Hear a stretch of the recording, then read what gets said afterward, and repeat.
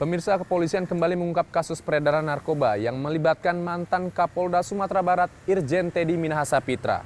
Diketahui kasus ini melibatkan 4 anggota polisi lainnya. Lantas, seperti apa modus yang dilakukan Teddy Minahasa untuk menjual barang haram tersebut? Bersama saya Danaswara Pandiasa dan Widya Bayujati, berikut liputannya. Menjadi tumpuan penegakan hukum di negeri ini, institusi kepolisian Republik Indonesia justru semakin menuai sorotan. Belum juga tuntas kasus pembunuhan Brigadir Nofriansyah Yosua Huta Barat oleh seorang jenderal polisi yakni Ferdi Sambo, kini institusi kepolisian kembali tercoreng akibat ulah jenderal bintang 2 yang terlibat bisnis narkoba. Awalnya, kasus yang melibatkan mantan Kapolda Sumatera Barat Irjen Teddy Minahasa terdeteksi saat dilakukan pengembangan kasus di wilayah Jakarta. Diduga Teddy Minahasa memasok narkoba jenis sabu sebanyak 5 kg. Padahal Teddy Minahasa sendiri baru dilantik sebagai Kapolda Jawa Timur menggantikan Irjen Niko Afinta yang dimutasi menjadi staf ahli bidang sosial dan budaya Kapolri. Terkait hal ini, Kapolri Listio Sigit Prabowo langsung meminta jajarannya untuk menindak tegas tanpa pandang bulu. Irjen TM dinyatakan sebagai terduga pelanggar dan sudah dilakukan penempatan khusus.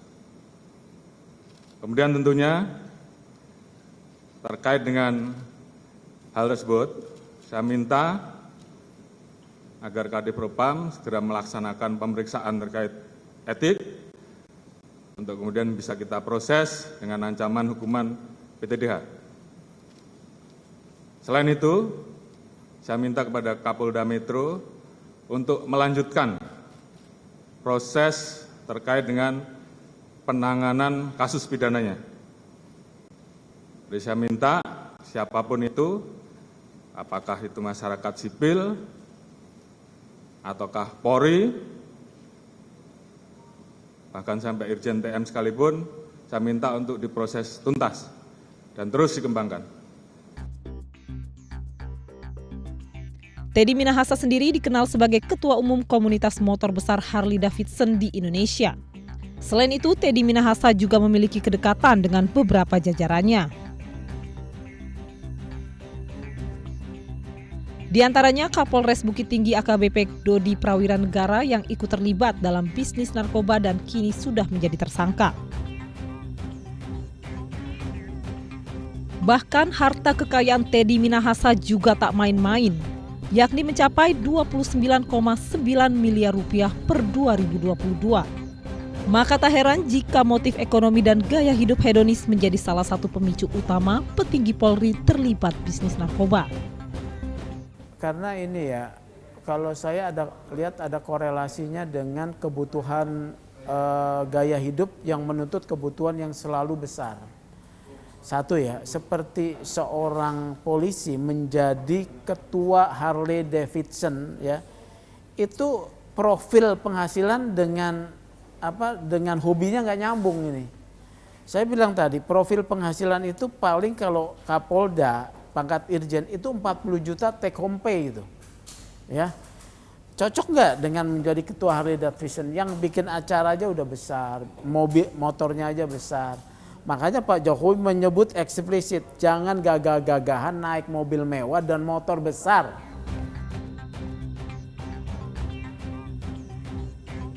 Diketahui narkoba jenis sabu yang dipasok Teddy Minahasa merupakan barang bukti kejahatan narkoba. Oleh Teddy, barang bukti tersebut disamarkan dengan tawas dan dibakar.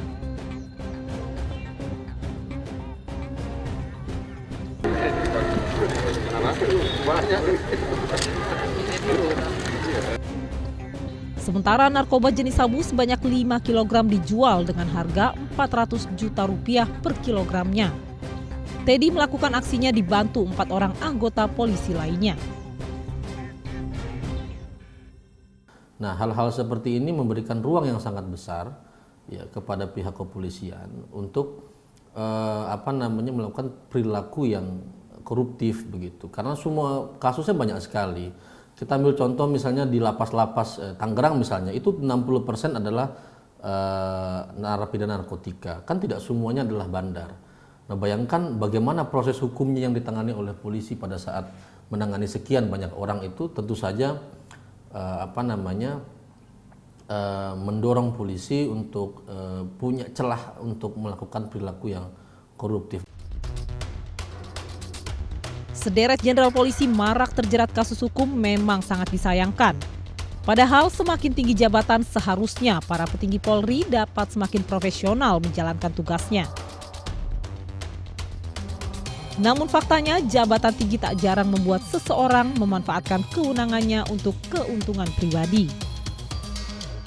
Ketika orang jadi jenderal, saya tidak tahu apa yang mereka pikirkan. Karir tertinggi ataukah opportunity? Ya kan?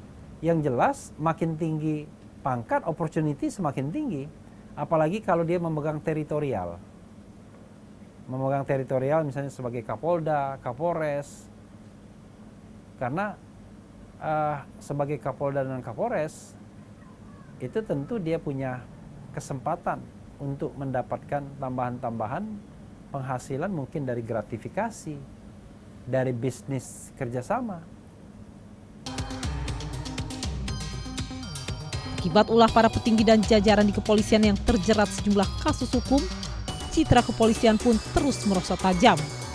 Bahkan Presiden Joko Widodo sampai memanggil sejumlah petinggi Polri demi menyelamatkan marwah penegakan hukum di Indonesia.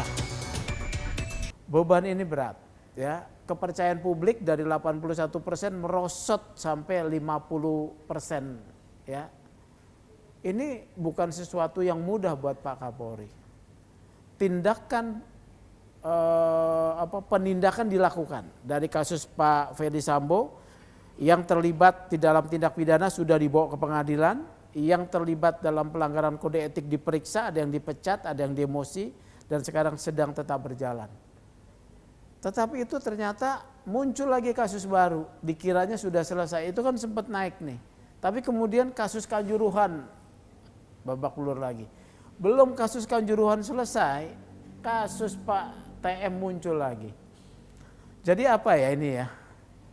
Ini sebetulnya seperti malang tidak dapat ditolak, untung tidak dapat diraih ya.